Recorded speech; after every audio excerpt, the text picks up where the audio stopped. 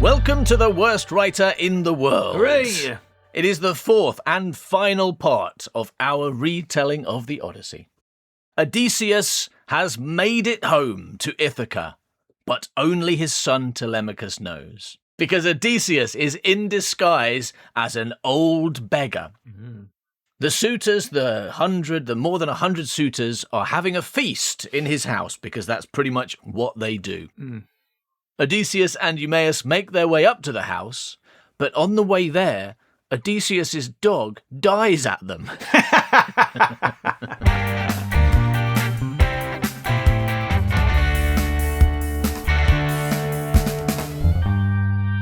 Telemachus sends some meat out to Odysseus, the beggar, and then Athena tells Odysseus to go beg from all the suitors to find out who's bad or good just before they kill all of them, including those who pass the test. Mm.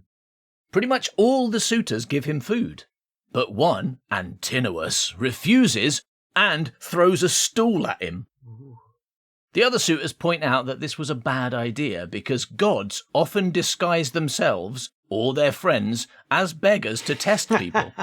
It's just something that happens so often. They're all kind of super aware of it. And he's probably a god. Come on, Antinous, don't be an idiot. There's got to be a lot of people taking advantage of that knowledge, though. So there's that kind of 50-50. Yeah. Is it someone pretending to be a god disguised as a beggar or actually a god disguised as a beggar? Should I throw a stool at them? I don't know. But I mean, that is the point of doing it, right? That is why gods do it, so that you can't just throw stools at beggars. Right? They're literally testing you and teaching you, it might be me, it might be Zeus, and he might smite the crap out of you. So maybe just don't throw stools at beggars and be nice to them. That's probably the best thing you could do. Yeah, maybe. Or there might be an amazing kind of idea for a Greek game show where you have to throw stools at a load of different beggars, and it's like, oh, well, I'm not sure about beggar number 3. I'm not sure it's teaching the right thing, that as a game show. Oh, no. Because basically it's teaching you, if you choose a real poor person and throw a stool at him, you're fine and you probably win some money. Yeah. So it seems more like it's like teaching people to throw stools at beggars, but just to be really, really careful first. Maybe give them a test first. Yeah, mate, I don't know. I mean, if you're at home watching it on your Grecian TV, maybe you go so the next time you see a beggar, you might think twice about throwing a stool at them because it might be a god. I think what we're meant to learn from this experience with Antinous, out of all those more than 100 men who are all awful, they're all presented as being awful, only one of them is stupid enough to throw a stool at a beggar. Right. All the others give him food and treat him with respect because they know, they've watched this game show, they're aware that it's probably Zeus. There's a really good high chance. Fair enough. So it's only this one guy, and because he's so bad, we're really meant to dislike him. He's the head villain, you know? I see. So maybe actually what happens in the game show is that thing where they say one of these is a god and 2 of them are just real beggars, but then the voiceover says, but what they don't realise is they're all really gods. And so everyone at home who watches it knows that you never throw because they're all gods. They're like different levels of angry. So one of them's just going to kill you, one of them's going to torture you, one of them's going to give you eternal misery. Of having a stool thrown at your head for all eternity. Forever. All right. So anyway, the suitors point out that throwing stools at beggars is a bad idea because gods often disguise themselves or their friends as beggars to test people. Antinous says, yeah, but what's the likelihood of this particular beggar being a god or someone who is in league with a god and also wants to murder us? And Antinous, to prove his point, chucks another stool at Odysseus. Meanwhile, Penelope says she wants to talk to this beggar. Maybe he can tell her about Odysseus since he is him. She doesn't say that. But she thinks maybe this beggar can tell her about Odysseus. And she is, of course, right about that. Yeah. But Odysseus sends back the message to Penelope that it's not safe with all the suitors around, so they should meet later after dark.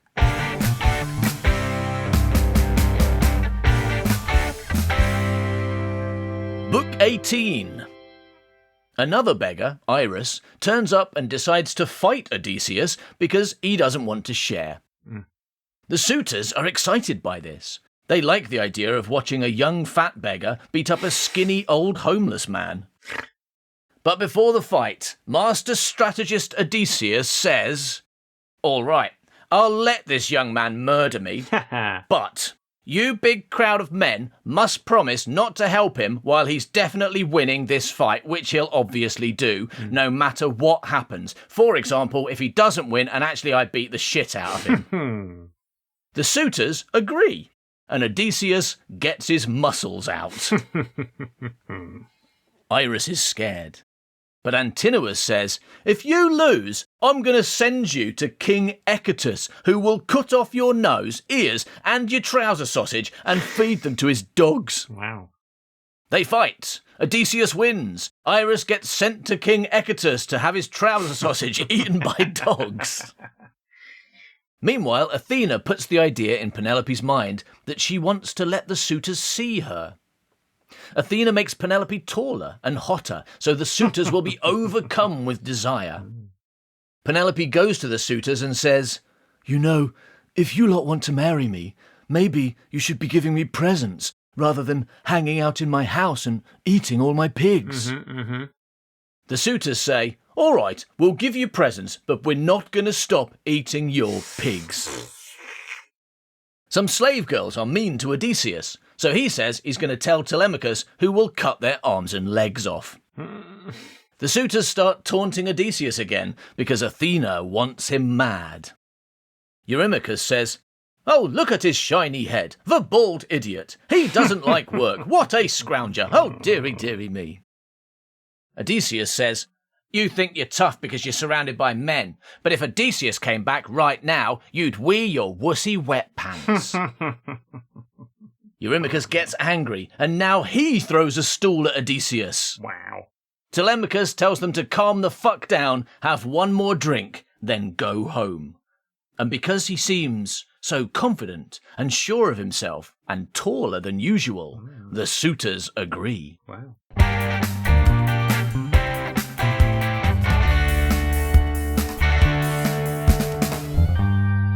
Book 19.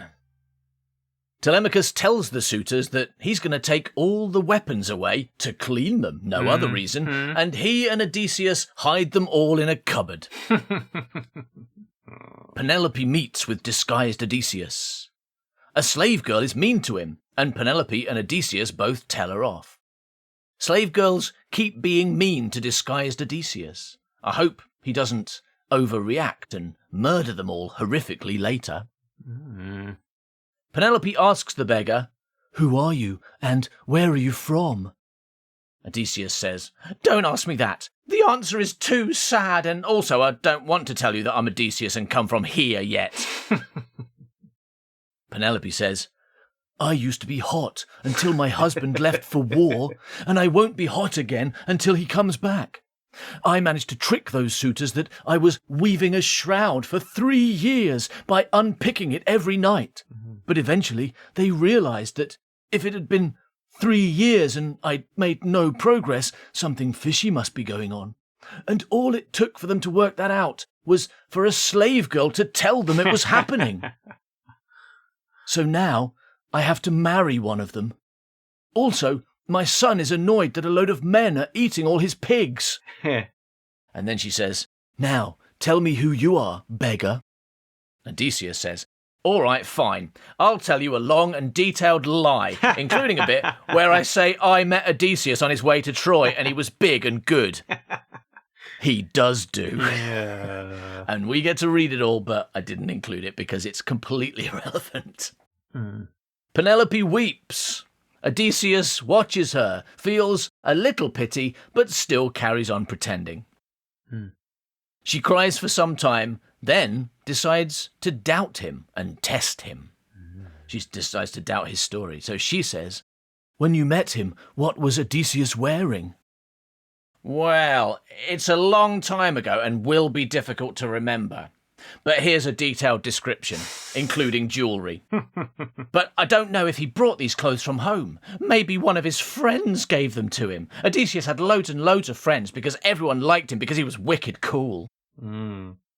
Anyway, so then Odysseus describes the clothes that he was wearing, and Penelope believes him because she gave Odysseus those clothes. And Odysseus says, "Don't worry, Odysseus will be home this month. He's not far away. He just decided to go around getting some more treasure before he arrives." You remember how good he was at getting treasure? Oh, and also, he went to ask some trees whether Zeus thought he should come home in disguise or not. Don't pay too much attention to that bit. Penelope thanks him and tells the slave girls to bathe him, oil him, feed him, and sort out a nice comfy bed for him. Odysseus says, "No thanks, I hate blankets and clean sheets. I'll just sleep in a corridor somewhere. And I don't want young women washing my feet. Have you got an old one?" So Penelope calls an old slave, one who raised Odysseus. And when she's washing his feet, she recognises a scar he got as a young man when he was fighting with a pig. Yeah. The slave, Eurycleia, wants to tell Penelope that it's Odysseus because she's excited. Odysseus grabs her by the throat and threatens to murder her if she tells anyone, along with the suitors and most of the other slave girls, who he's super annoyed with because one was a bit rude to him just now. Eurycleia says, "I could tell you which slave girls deserve to be murdered and which are good." And Odysseus says, "I'll work that out for myself, thanks." Penelope asks Odysseus if he thinks she should marry one of the suitors or stay true to her missing husband. Then she asks him to interpret this mysterious dream. 20 geese came to my house and were eating all my grain.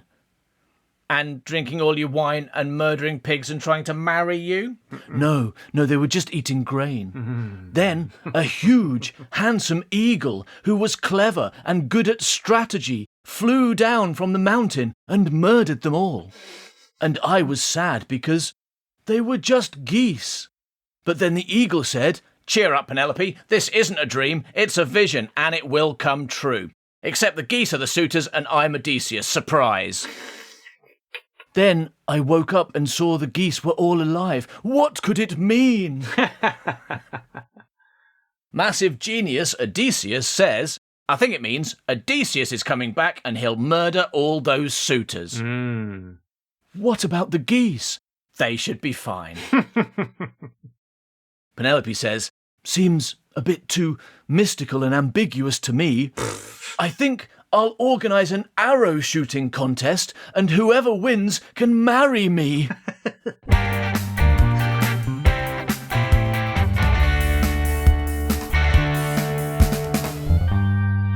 Book 20. Odysseus goes to sleep in a corridor and he sees slave girls coming out from sleeping with the suitors. And he's annoyed with the slave girls. But he manages to convince himself not to murder them yet. Instead, he lies there, tossing and turning like a rotating sausage, not my metaphor. Then Athena appears and says, "Hey dude, why are you awake, tossing and turning like a rotating sausage? You're home, your wife and child are here. That's like exactly what you wanted, dude." Odysseus says, "I'm trying to work out how to murder all those men in my house." "I told you, me and Zeus will help." "But then what? If I murder a massive crowd of men, each of whom has his own army, aren't I likely to get in more trouble?" "Did I mention I'm a goddess? If there were 50 times as many men all wanting to murder you, you'd get away just fine, and you'd steal all their sheep and cows. So don't worry, it'll be fine." Cool. The suitors have another lavish banquet, and Telemachus brings Odysseus and makes sure they give him an equal amount of food. The suitors are getting a bit worried about how confident and tall Telemachus has become recently, and the fact that no matter how much they try and murder him, they fail. Almost like some god is protecting him. So, feeling a bit nervous, they decide to do what he says. But they keep being mean and rude to Odysseus, and he keeps getting angrier. Telemachus tells the suitors to stop being such a bunch of wankers. He says they should kill him if they want, because it would be better than watching them abuse strangers and dragging the slave girls through his home to molest them. So the poem just comes out and says that the slave girls don't have a choice, and Odysseus is furious with them for it. Athena makes the suitors laugh uncontrollably, then weep with grief. And I'm not entirely sure why, but it definitely happens. The prophet tells them they will all die bloody deaths that night, and Odysseus watches quietly.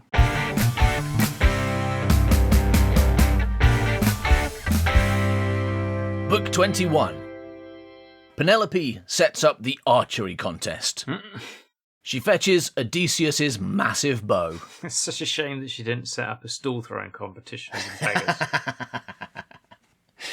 And she tells the suitors that if one can hold the massive sturdy bow and shoot an arrow through 12 axe heads, she'll marry him. Through 12 axes. And apparently the meaning of what this exactly means is a bit unclear, so I'm going to tell you what Emily Wilson says she thinks it means, because it seems quite convincing to me. That when you have an axe, right, you have a metal bit on the end of the axe, and that has to have a hole in it to put the wooden handle through, right? So if you take the head off, you've got this very small circular hole for the handle. And then if you line up 12 of those axe heads in a long line with spaces between them, and then you have to shoot an arrow so precisely that it goes through all 12 of the axe heads. That's the challenge, apparently. Okay, that makes sense. I mean, it's really stupid. I mean, it must be really difficult to set that up, and you could just do it with some other thing. Like a target, for example. Yeah. I guess a faraway target, yeah. Telemachus does a speech about how hot his mum is, and decides that he will compete as well. What? Although if he wins... What? No. He thinks his mum's hot and he wants to enter the competition to bone his mum. He does then say, because he realises this is going to be a bit confusing, he says if he wins, he won't marry his mum. He'll just be happy and let her go off with the suitor in second place. Oh. So he's not even going to do it in order to win her so no one gets to marry her? No, he just wants to show off. Anyway, Telemachus goes first, shoots 3 arrows, and fails with all of them. Oh, well. So he wouldn't get to marry his mum even if he wanted to. Oh, what a shame. While the suitors get started, Odysseus talks to the swineherd and cowherd, 2 slaves who are there with him. The swineherd is Eumaeus, who we've met earlier. And Odysseus says, imagine if Odysseus turned up now. Would you be happy, or do you like that crowd of men better? And the cowherd and swineherd pray to Zeus to bring Odysseus back safely. Odysseus, the genius, says, guess what? It's me, Odysseus. You 2 slaves are literally the only 2 I've heard praying for my return after I asked you to. So, if I successfully murder all those suitors, I'll give each of you money and a house and a wife and maybe even a silver toothpick. And you can live next door to me and be my sons. Wow. The slaves are super happy about their master being home, and it definitely isn't all about the house and the wife and the silver toothpick, so they burst into tears. People in the Odyssey spend so much time crying, it's like reading 12-year-old Howard's My Life Story, a.k.a. A Short History of Crying by Howard Long, which, I would argue, is of equal literary and historical significance. Wow. Forgotten about that one. That is great, because it's literally just is a list of times when I cried, but weirdly at the same time, how everyone else who cries is stupid. Yeah. Whereas when you do it, you don't even excuse it. You don't say why. You just and I cried, and that's fine. And you just take it as read that it's fine when you do it. Yeah. And then explain why it's stupid when everyone else does it. So it's kind of like the Odyssey in that respect, then, where men are allowed to cry and women aren't. Women are allowed to cry as well. Oh, yeah, everyone's allowed to cry. Crying is nothing like the Odyssey. My life it's story. Completely different. It's completely different to the Odyssey. Is that in the Worst Writer in the World podcast, or is that it is, in the Secret Game? That's Worst Writer. No, that's available publicly. And you did a follow-up as well. That was a 2-parter. You did an adult, but it was just... I challenged you to write... since you were 11 or whatever it was, but you kind of didn't. You just wrote the same thing again. Okay, I I might check that one out. What's it called? My Life Story. Okay. Yeah, it's a good one. Odysseus says, "Okay, enough crying now. If the suitors come out and see 2 slaves crying over a beggar, they might think something's amiss. So here's the plan. I'll go in and say I want to compete in the arrow shooting contest. When they say no, you 2 bring me the bow and arrow. Then tell the women to lock us in the hall and go hide in their rooms. And if they hear the sound of 100 men being murdered by me, they must ignore it." Inside the hall, the suitors can't even string the bow. It's too big for them. Right. All of them have tried and failed, except Antinous. He hasn't tried yet. So they decide to get drunk and have a feast instead, then try again tomorrow. Odysseus says, "That's a great idea, but do you mind if I have a quick go first, just to see if I can? No big deal. You'll probably enjoy laughing at me when I fail." Antinous says, "No, imagine if you succeeded in stringing it where we failed. What would people say? Oh, I hear you were too much of a wussy wet pants to put a string on a bow, but then a skinny old beggar did it, and he wasn't even big tough Odysseus in disguise. I assume you're not, because you would have said something by now."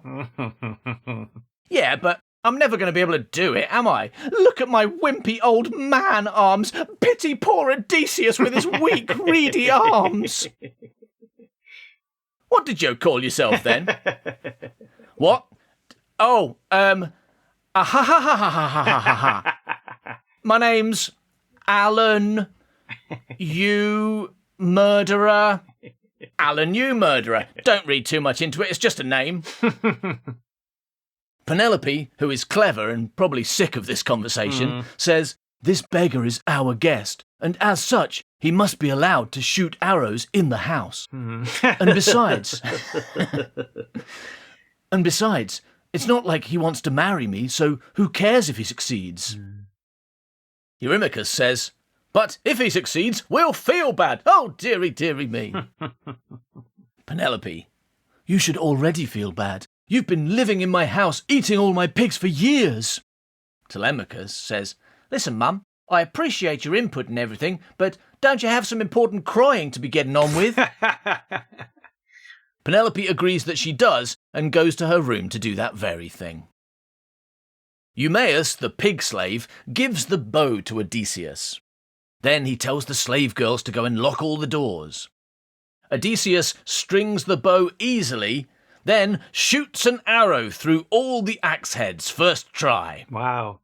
Odysseus says, "Telemachus, look how wicked cool I am. Now let's feast." He waggles his eyebrows at Telemachus, who straps on his sword and grabs his spear. Then Telemachus stands next to his father, looking hot and tough.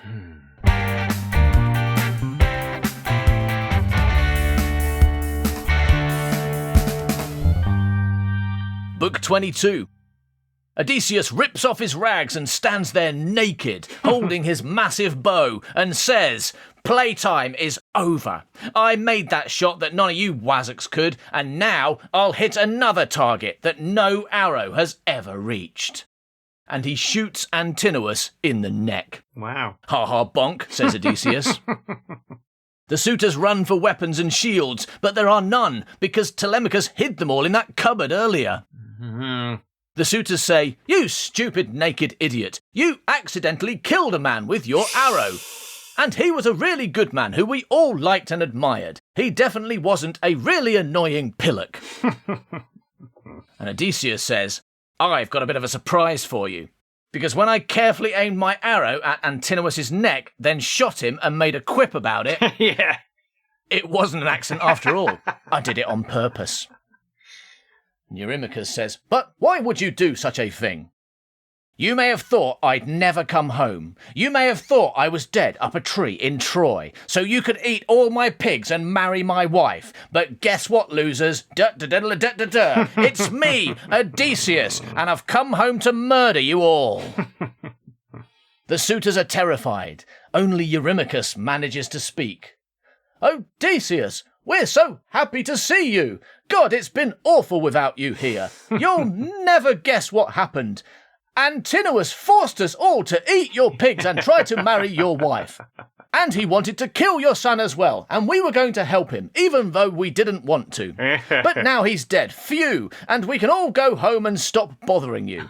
And we'll pay you back 20 oxen and all the gold and bronze you want. You know, if you agree not to murder us, okay?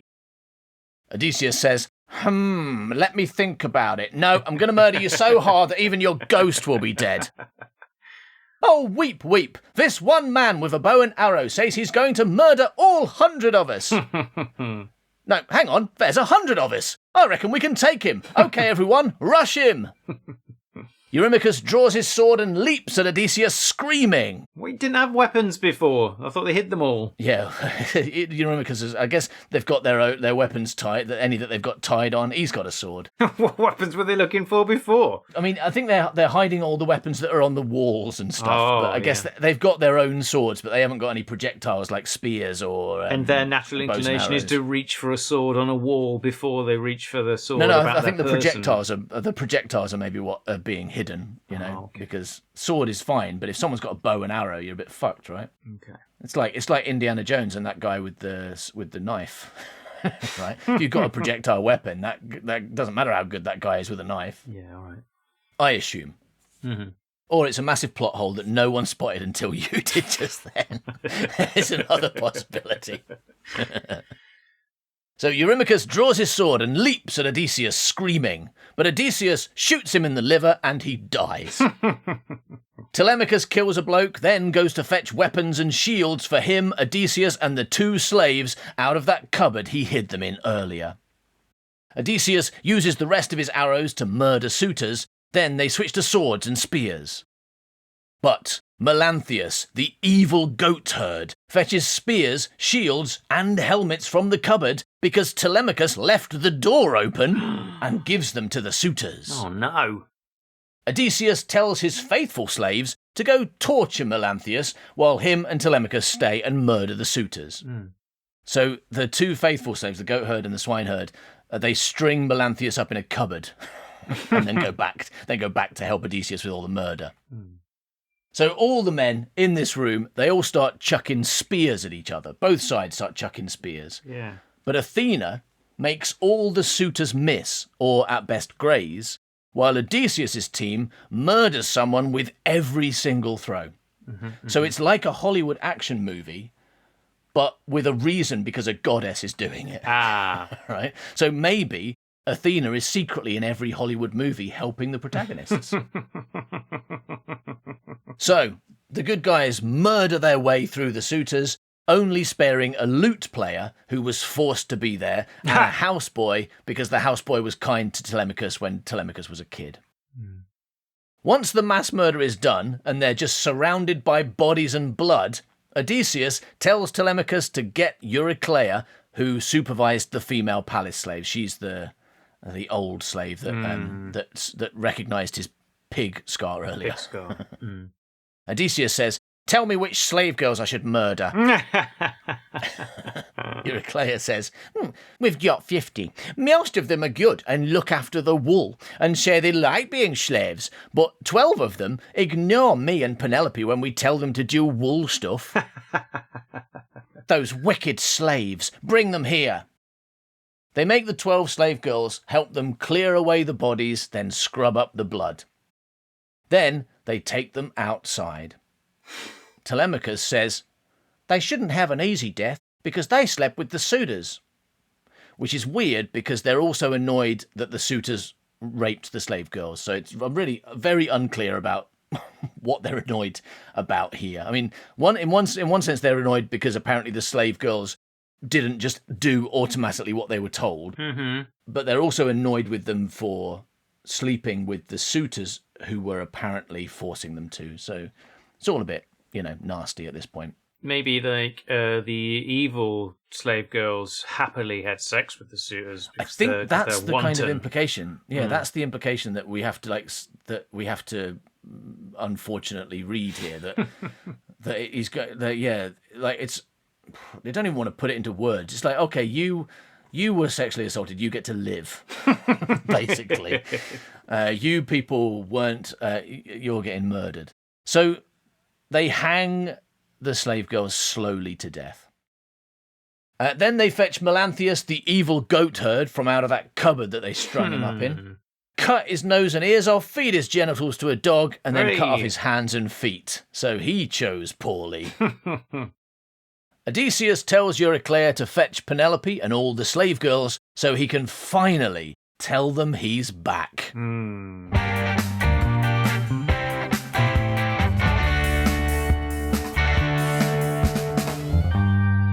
Book 23. Eurycleia tells Penelope that Odysseus is here and murdering, but Penelope thinks she's messing with her or just wrong. She's sure it can't be Odysseus because he's dead up a tree. She goes down to see this man claiming to be her husband, but doesn't recognise him because he's wearing different clothes.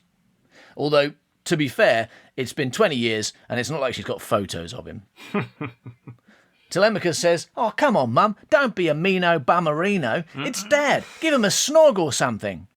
But Penelope says, "If this is Odysseus, he'll use one of our special secret signs to show me."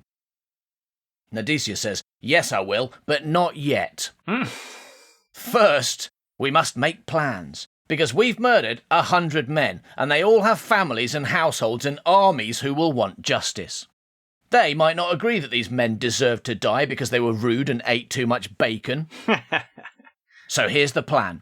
Everyone wash and get changed, and then we'll have music and dancing so that anyone passing thinks there's a wedding going on.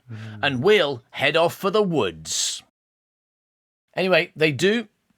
They put music on, and all the people outside say, "Oh, that Penelope must have agreed to marry one of those 100 men. What a hussy, she only waited 20 years." Meanwhile, Athena makes Odysseus young and hot again. He says to Penelope, "Surely you recognise me now. Look how hot and oily I am. How can you reject poor Odysseus, who's suffered so? I'm going to bed. Slave woman, make my bed up, would you?" Penelope says, "You look just like my husband did when he left 20 years ago, which is suspicious. But yes, make Odysseus's bed for him. Pull out the bedstead and put blankets on it." Odysseus is angry.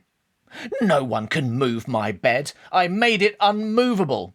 Have you had gods in here using magical might to shove my bed around?" Then he does a speech detailing exactly how he made the bed from a tree so the bed has roots. Wow. And Penelope, who was testing him, is convinced. Penelope says, "Forgive me, Odysseus. I was worried that you might be some clever, dishonest trickster. The kind of person who just makes up lies to tell people for no reason and likes to wear disguises and pretend to be someone else." Yeah, well, fortunately, I'm not that. I'm a beggar. I mean, a down-on-his-luck king from another land. I mean, Alan Yu murderer. I mean, your husband, Odysseus. They are happy to be reunited, but Odysseus says their troubles are not over. When I went to Hades, Tiresias told me what will happen next. I have to travel through a bunch of cities carrying an oar. Why? Don't ask questions. Eventually, I'll reach men who don't know the sea, don't use salt on their food, don't paint their boats red around the prow, and don't use oars. Eventually, I'll meet someone who calls the object on my back a winnowing fan. A what? No questions, please. Then I have to stick my oar in the ground and sacrifice some animals to Poseidon. Then I come back here and give a hecatomb to all the eternal gods in the sky. What's a hecatomb? What did I say about questions? Is that where you sacrifice 100 cows? It might be. Oh well, I suppose it's just what the suitors ate in a week. Anyway, if I do all that, I won't die at sea, but I'll live a long and happy life here with you. Then they go to bed and get up to naughty business, and then they tell each other stories. Penelope tells Odysseus about all the crying she's been doing for 20 years. And Odysseus tells Penelope about all the murder he's been doing. and all his exciting and dangerous exploits, which got every single person he knew killed except him. But none of it was my fault, and I certainly didn't murder them and make up a story to say an evil whirlpool did it. They sleep. Then Odysseus wakes up and says, "Right, I need to go do some raids to steal sheep to replace those that the suitors ate. Then I need to go see my dad, because apparently he's quite upset and maybe I should have gone to see him before messing about as a beggar and doing a mass murder. You stay here and don't say a word to anyone."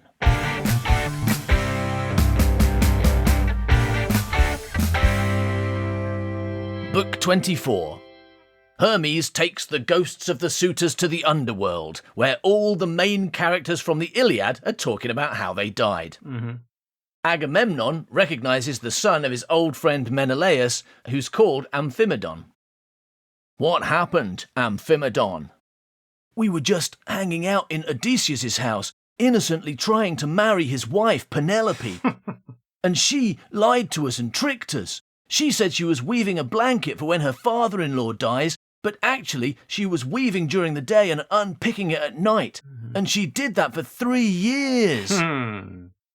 And you didn't notice?" "We were drunk and busy eating all the pigs." "But eventually you worked it out." "No, some girl told us. Anyway, just as we were about to marry Penelope, Odysseus turned up after 20 years and murdered us all. Him and his son and 2 old slaves shot us and stabbed us and speared us." "But there's like 100 of you." "Yeah, we think a god was helping him. So unfair." After Amphimedon has told him all the gory details of their death and explained how unfair it all was, Agamemnon says, "Sounds to me like Odysseus was lucky, because he got a good wife." And he was the only one from all his 12 ships to make it back alive. And he murdered 100 men without getting a scratch. And hot goddesses keep wanting to sleep with him and make him immortal. "No, he's lucky because he got a good wife. Did I tell you about mine? She went off with another man and murdered me. And that means all women are bad, including the good ones." Meanwhile, Odysseus has made it to his dad's farm. Yay. He sees his dad, dressed in rags and broken with grief. Odysseus stops by a tree for a quick cry. Then he thinks, "Shall I hug and kiss my dad, tell him I'm home and safe, and tell him all the things that happened to me? Or shall I mess with him and test him and basically make him feel worse?" Think I'll go with that second one. So Odysseus starts lying again. "Hey, old man, you look after your plants well, but you're rubbish at looking after yourself. You look like shit. Whose slave are you? Because they're not taking care of you very well. I am a foreigner and have come to Ithaca to visit an old friend of mine called Odysseus. You probably haven't heard of him. He stayed at my house and I gave him 7 piles of gold, a silver toothpick, clothes and blankets and 4 hot women because I am a good person. Do you know where he is?" "I've got a bit of a surprise for you. I'm Odysseus' dad. My name's Gana Nickutana, but most people call me Laertes because that first thing I said isn't actually a name. It's just a callback to one of Howard's stories called The Firm, which is about a load of gay men living in a big tall building in space." "Well, it's good to see you've held on to your sanity. Anyway, Odysseus is not here. He's probably dead somewhere. Probably got eaten by fish. Or birds. And who are you? Who are your parents? Where's your boat?" "Me? My name's Alan Dad Rubbish. Alan Dad Rubbish, that's me. Let me tell you a detailed story about my family history and where I'm from that I just made up now." Odysseus launches into another detailed lie about who he is and why he's there. And Laertes is so bored by this, or possibly because he misses his son, that he starts to cry. Odysseus can't take it and finally tells the truth. Sorry, Dad, but it's me, Odysseus. I was just messing about. I've been doing that to everyone. What am I like? Okay, but it's been 20 years and we don't have photos, so can you give me a sign to prove it? Look at my scar. That's number one. Remember when I fought that massive jumping pig? And I'll name all the trees in this orchard. That'll convince you. There's Steve the tree. That's John the tree. That's Bernard the tree. Odysseus, only my son would know the names of all my trees. But what about the suitors? I murdered them all? Right. Won't that be a problem? Don't worry, Dad. Let's go and have dinner. My son and slaves are getting it ready.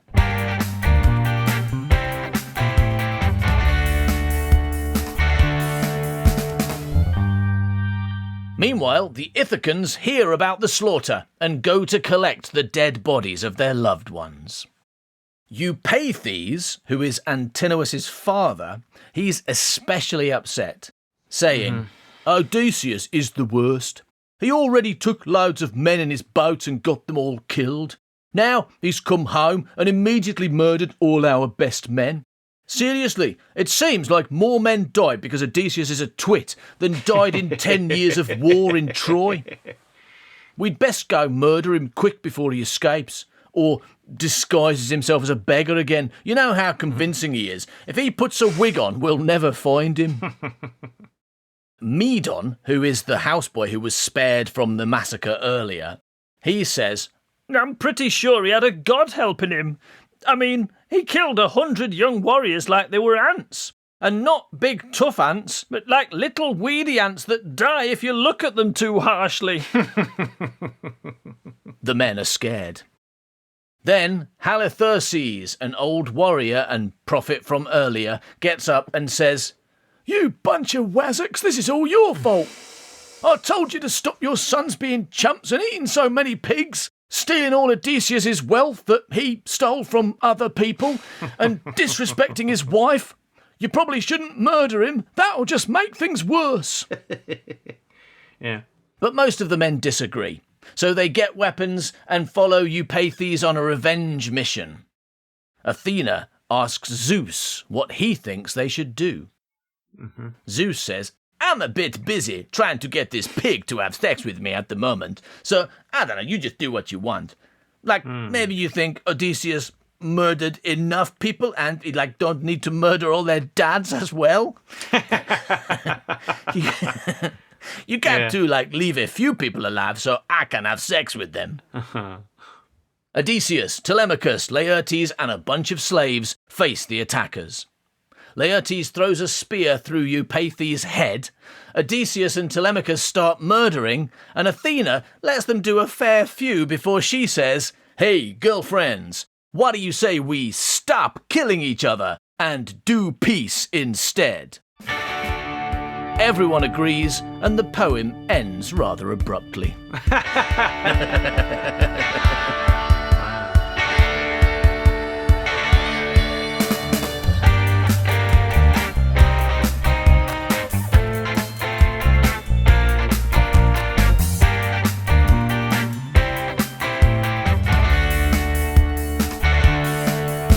Worst writer in the world. Worst writer in the world.